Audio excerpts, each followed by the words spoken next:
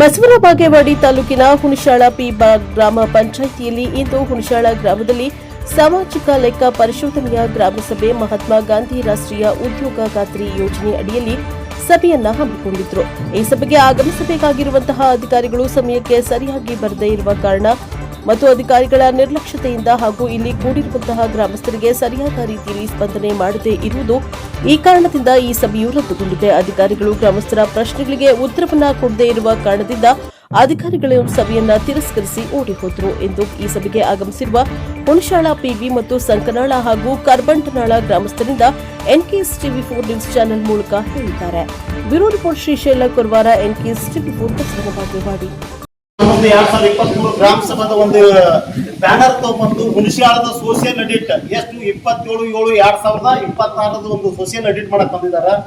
ಈ ಅಧಿಕಾರಿಗಳು ದೊಡ್ಡ ದೊಡ್ಡ ಡಿಗ್ರಿ ಮುಗಿಸಿದ ಪಂಚಾಯತಿಯನ್ನ ನಡೆಸೋರು ಬಂದಿದಾರ. ಇವ್ರು ಈ ತರ ವರ್ತನೆ ತೋರುವುದರಿಂದ ದಯಮಾಡಿ ನಮ್ಮ ಒಂದು ಪಂಚಾಯತಿ ಸುವ್ಯವಸ್ಥೆ ಹೋಗಿ ಅವ್ಯವಸ್ಥೆ ಆಗ್ಯದ. ಇದು ಮೇಲಾಧಿಕಾರಿಗಳು ಇದನ್ನ ಶಿಸ್ತುಬದ್ಧ ಕ್ರಮ ಸೋಷಿಯಲ್ ಎಡಿಟ್ ನಾಳೆ ಮಾಡೋಣಂತ ಇದಕ್ಕೆ ಒಂದು ನಿರ್ದಿಷ್ಟವಾದ ಒಂದು ಕ್ರಮ ಕೈಗೊಳ್ಬೇಕಂತ ಹೇಳಿ ತಮ್ಮಲ್ಲಿ ವಿನಂತಿ ಮಾಡ್ತೇವೆ.